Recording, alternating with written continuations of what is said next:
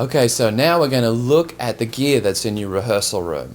Because everybody, every guitar player wants a Marshall stack, and we'll rock, and we'll be the hugest, and chicks will dig us, and we'll win the battle of the bands.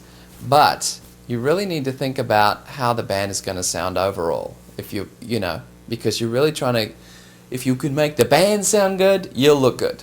Okay, and it doesn't necessarily come from having the hugest guitar amplifier.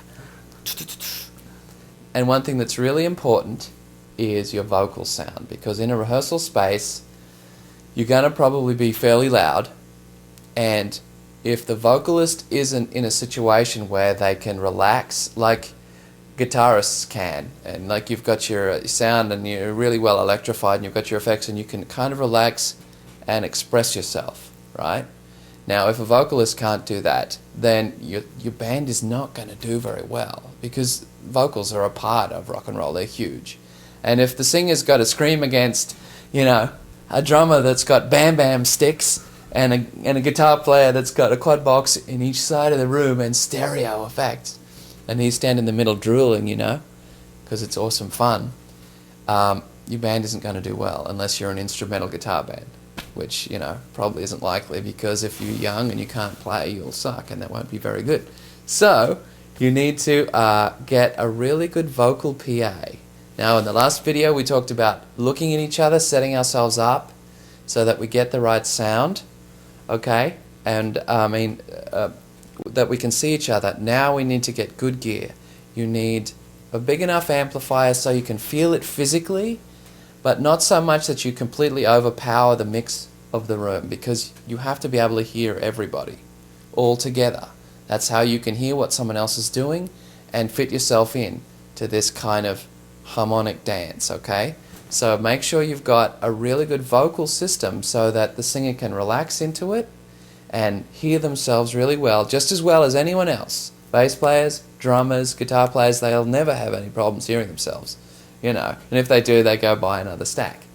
But no one ever really thinks, well, the singer has to really be able to breathe, So what you need to do is get a good microphone, a Shure 57, or 58. They're kind of standard. You can't, like I've seen guys eat these, stick them in their mouths. They smell like donuts, but they'll last for 10 years, Pophams would come out sometimes out of this guy I knew.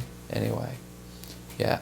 So you've got a good mic that rejects all the sound in the room and doesn't cause feedback, which is really why you need a good quality mic. Like a good quality mic will take you in the next ballpark compared to some shitty mic that you didn't spend the extra $50 on, and it'll be and you'll sound like crap. Okay? So you've got a good mic that rejects all the sound. It's called a polar pattern, and it rejects the sound off axis, which is a really, a big word. No.